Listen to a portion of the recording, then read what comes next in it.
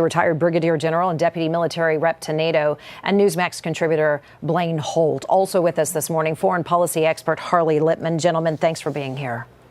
Thank you. To be with you. So President Trump, you heard James reporting there, is saying that the United States were now escorting these foreign ships through the strait. This is called Project Freedom. Here's what the president posted. James had some of his postings, Truth Social, but this is one we wanted to highlight for you to analyze for us. They are merely neutral and innocent bystanders for the good of Iran, the Middle East, and the United States. We have told these countries that we will guide their ships safely out of these restricted waterways so that they can freely and ably get on with their business. And then those pictures that James mentioned a moment ago out of CENTCOM supporting Project Freedom. We know Admiral Brad Cooper, he was over that region just late yesterday. The IRGC commander, a top commander this morning, says they're going to attack any warship or commercial vessel that transits without their permission. So, General, is this bluster out of Iran? And does our Navy still control the strait or not? Well, look at the fake story that you saw earlier this morning with Iran saying that they tagged one of our warships. They're only trying to bluster to portray that they're still in control of this country to 90 million aspirant revolutionaries, which, by the way, are gathering up steam. There's more and more of them getting out into the streets of Tehran as we speak.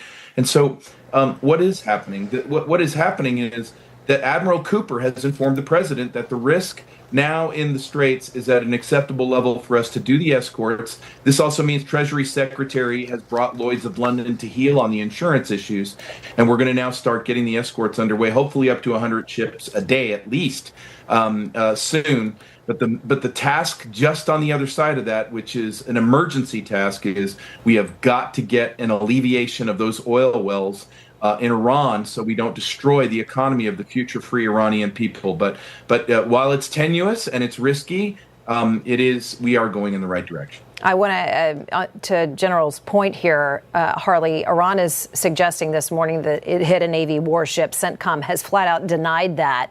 But there were also some reports early morning that a cargo ship was attacked by multiple smaller vessels as well. Here's the headline on that. And that was actually yesterday in the Strait. Nobody was injured in that. But as this dusts up and this back and forth and the information is trickling out to us, the geopolitical implications, I guess the uncertainty, Harley, what is that doing right now? Well, uncertainty is certainly causing turmoil in the markets. It could be affecting the stock market, energy markets. The economy doesn't like uncertainty.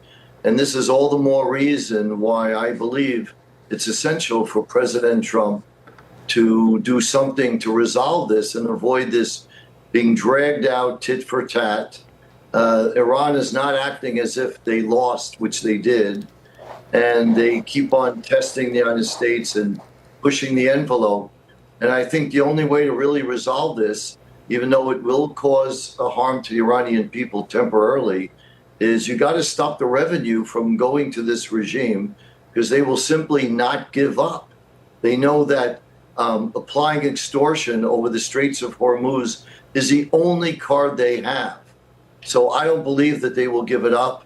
And I hope that President Trump takes the action that's necessary, because I think that'll crush the regime. If they don't have money, they can't pay their soldiers. They can't pay their soldiers. The soldiers will not shoot on the civilians that are rising up, as we just heard from our guest. And General, I'm sorry, Harley, please finish. No, I just think that that's what's inevitable. You know, we keep on going through this, what I can't but help call tit for tat, and allow Iran to get away with this. You know, this is an international free open waterway. It's 90% of world trade is on the oceans. You can't let a nation blackmail the United States and the world. And I think President Trump understands that. And General, you mentioned people are starting to move to the streets. What can you tell us about that? Obviously, we've also heard that members of the IRGC have not been paid, the rank and file. So what are you learning this morning? You mentioned that in your last statement. Yeah, so last week you got to go back to what Scott Bessent had announced about the Shamkhani network and the 7 banks from Dubai to London to Hong Kong that were laundering money for the IRGC. That's all tapped off. They can't pay their people. And that means their people are going to start realigning themselves with a burgeoning resistance, a resistance that I was just going through some Telegram feeds this morning and looking at non-AI doctored stuff where we saw people out in Tehran, but they're building resistance. There's communication networks. The president, his folks are in tap with those. Do we have resupply chains and supply chains into them? Working that now.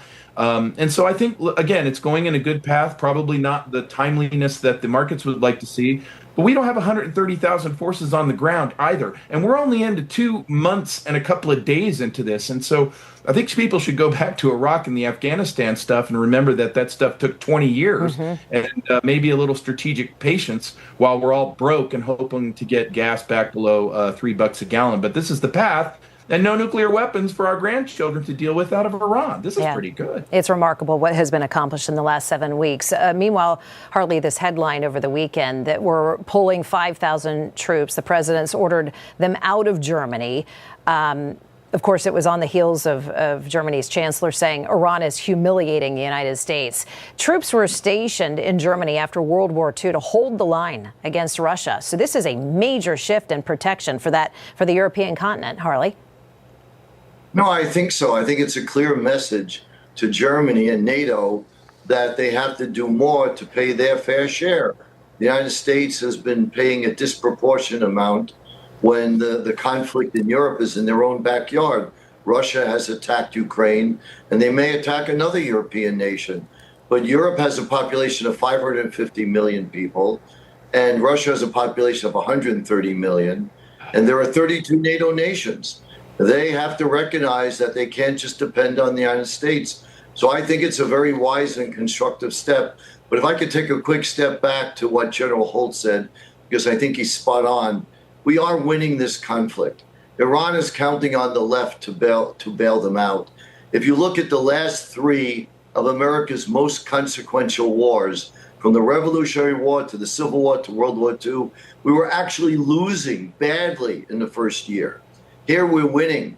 So it's all about willpower.